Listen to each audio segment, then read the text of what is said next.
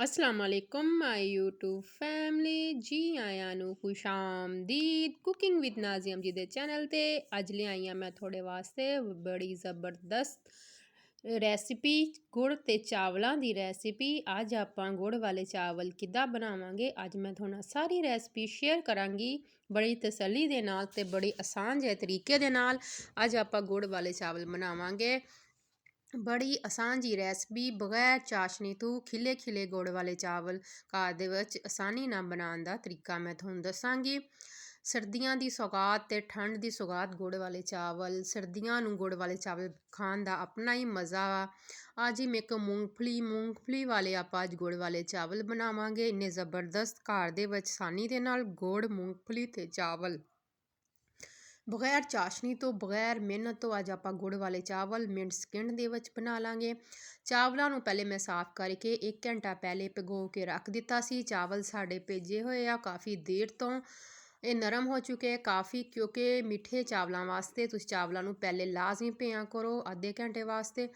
हुण जी एक कढ़ाई लई मैं कढ़ाई दे अंदर ऐड करांगी मैं तकरीबन पानी तुसी उन्ना डालना वा। चावल तुसी नापे होणगे जिन्ना थोड़े को चावलों का बर्तन होवे वो तुसी 2 बर्तन पानी दे ऐड करने आ नाप के। 1 बर्तन चावलों का होवे तो वही बर्तन 2 पानी दे ऐड करने आ। 1 मिनट एक ही तरीके दे नाल एक वारी सारे साढ़े चावल बन जाणगे। बार बार सानू बर्तन बदलन दी बार बार चावलों की तैमा लगाने की सानू जरूरत ही नहीं पऊगी। बगैर चाशनी तो अज आप चावल बना लांगे जी। पानी के अंदर मैं गुड़ ऐड कर दांगी तो अग मैं ज़रा तेज़ कर दांगी। अग तेज़ करन तो बाद गुड़ नूं आपां पानी के अंदर चंगे तरीके नाल खोल लेना वा बगैर चाशनी तो बगैर ज़्यादा मेहनत तो मिंट दे विच आपां तैयार कर लांगे गुड़ वाले चावल। आ देखो जी अद्धा तकरीबन साड़ा गुड़ साड़ा खुर चुकिया वा। हले पानी पकना शुरू नहीं होया तेज़ गर्म हो चुका। जो पानी तेज़ गर्म हो जाए थोड़ा जिहदे अंदर तुसी सौंफ ऐड कर देनी आ। इहदी खुशबू बहुत ज़बरदस्त आऊगी गुड़ वाले चावलों चों। गुड़ वाले चावलों की ज़बरदस्त जी ये रेसिपी जी मैं थोड़ा शेयर करन लगी हाँ। बड़ी आसान आ तुसी सैकंडां दे विच घर च बना सकोगे। हुण जी मैं ऐड करता कि चावलों दे विच घी का इस्तेमाल ज़्यादा करया करो क्योंकि कुकिंग ऑयल ना चावलों का टेस्ट ज़्यादा अच्छा नहीं आता इसलिए मैं घी का इस्तेमाल कर रही हाँ। अगर तुसी घी नहीं खाना पसंद करते तुसी कुकिंग ऑयल भी इस्तेमाल कर सकते हैं ये कोई इशू नहीं हैगा। आ देखो जी हुण घी दे अंदर चंगे तरीके नाल खुर जूगा पकन लग पऊगा। आ गुड़ जिहड़ा थोड़ा जिहा रह गया सारियां चीज़ां आपां इसे पानी दे अंदर ऐड करके थोड़ी देर वास्ते इनू आपां अग दे उत्ते रहन देवांगे ढक्कन दे के रख दांगे तो पानी साडा बिल्कुल पक जूगा विच घी भी पक जूगा चंगे तरीके दे नाल।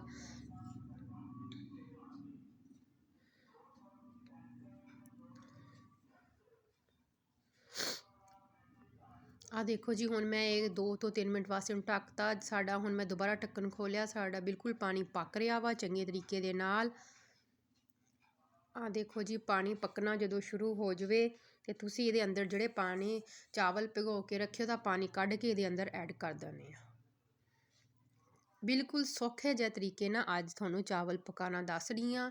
जिन्हां नूं बिल्कुल चावल पकाने नहीं आते गुड़ वाले थोड़े बिल्कुल खिले खिले पकणगे इस तरीके दे नाल जे चाशनी नाल कल्ले नहीं कि बॉयल नहीं बिल्कुल थोड़े चावल नहीं टुटणगे ज़बरदस्त जे बनणगे बगैर चाशनी तो ते बड़े खूबसूरत ते जायकेदार।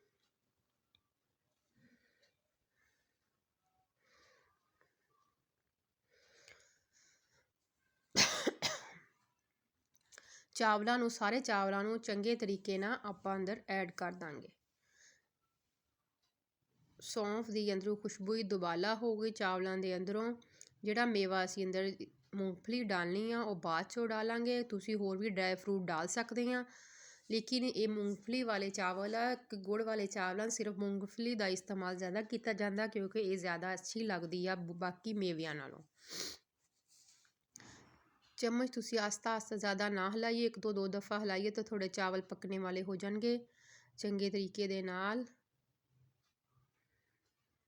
आ देखो जी चावल साढ़े पक रहे हैं इहदे अंदर हुण असीं ऐड करांगे मूंगफली जिहड़ी असीं छिल के चंगे तरीके नाल छट्ट के रखी हुई सी चंगे तरीके नाल इहनूं मिक्स कर दांगे।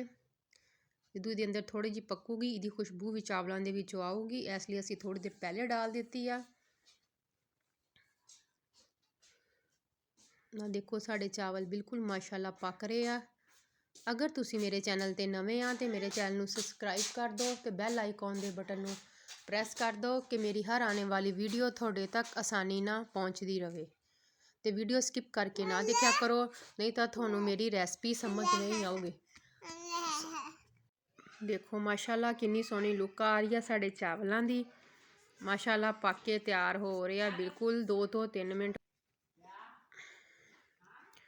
ਮਾਸ਼ਾਅੱਲਾ ਨਾ ਬਸ ਤੁਸੀਂ ਥੋੜਾ ਜਿਹਾ ਹੀ ਚਮਚ ਹਿਲਾਉਂਦੇ ਜਾਓ ਤੇ ਥੋੜੀ ਜ਼ਬਰਦਸਤ ਜੇ ਚਾਵਲ ਬਣ ਜਾਣਗੇ। ਜ਼ਿਆਦਾ ਚਮਚ ਨਾ ਹਿਲਾਈਓ ਨਹੀਂ ਤਾਂ ਚਾਵਲ ਟੁੱਟ ਜਾਂਦੇ। ਜ਼ਿਆਦਾ ਚਮਚ ਹਿਲਾਣਾ, ਚਾਹੇ ਤੁਸੀਂ ਨਮਕੀਨ ਪਕਾਓ ਚਾਹੇ ਤੁਸੀਂ ਮਿੱਠੇ ਪਕਾਓ, ਜੇ ਤੁਸੀਂ ਵਿੱਚ ਚਮਚ ਹਿਲਾਉਂਦੇ ਰਹੋਗੇ ਤੇ ਇਹ ਟੁੱਟਣ ਦਾ ਖਤਰਾ ਜ਼ਿਆਦਾ ਹੁੰਦਾ ਵਾ। ਤੁਸੀਂ ਜ਼ਿਆਦਾ ਚਮਚ ਨਹੀਂ ਹਿਲਾਣਾ ਕਿਉਂਕਿ ਕਿਹੜਾ ਨੀਚੇ ਲੱਗਣੇ ਆ। ਤੇ ਆਰਾਮ ਦੇ ਨਾਲ ਇਹਨਾਂ ਨੂੰ ਪਕਾਓ ਤੇ ਜ਼ਬਰਦਸਤ ਖਿਲੇ ਖਿਲੇ ਤੇ ਇੰਨੇ ਖੁਸ਼ਬੂਦਾਰ ਜ਼ਾਇਕੇਦਾਰ ਥੋੜੇ ਚਾਵਲ ਹੋਣਗੇ ਕਿ ਹਰ ਕੋਈ ਥੋੜੀ ਤਾਰੀਫ ਕਰੂਗਾ ਕਿ ਇੰਨੇ ਮਜ਼ੇਦਾਰ ਗੁੜ ਵਾਲੇ ਚਾਵਲ, ਉਹ ਵੀ ਇੰਨੇ ਜ਼ਬਰਦਸਤ ਬਗੈਰ ਚਾਸ਼ਨੀ ਤੋਂ ਤੁਸੀਂ ਝਟਪਟ 'ਚ ਤਿਆਰ ਕਰ ਲਓਗੇ। ਇਹ ਰੈਸਪੀ ਤੁਸੀਂ ਜ਼ਰੂਰ ਦੇਖਿਓ ਤੇ ਫੁੱਲ ਵਾਚ ਕਰ ਲਿਓ ਤੇ ਬਣਾਈਓ ਤੇ ਤਾਰੀਫ ਥੋੜੀ ਹਰ ਕੋਈ ਕਰੂਗਾ। ਅਗਰ ਤੁਹਾਡੀ ਕੋਈ ਤਾਰੀਫ ਕਰੇ ਤਾਂ ਪਿਆਰਾ ਜਿਹਾ ਕਮੈਂਟ ਵੀ ਕਰ ਦਿਓ ਬਣਾਉਣ ਤੋਂ ਬਾਅਦ। ਕਮੈਂਟ ਤੁਸੀਂ ਬਹੁਤ ਜ਼ਿਆਦਾ ਕੰਜੂਸੀ ਤੇ ਲਾਈਕ ਕਰਨੇ 'ਚ ਵੀ ਕਰਦੇ ਆ, ਲਾਈਕ ਤੇ ਕਮੈਂਟਸ ਪਿਆਰਾ ਜਿਹਾ ਕਰ ਦਿਆ ਕਰੋ।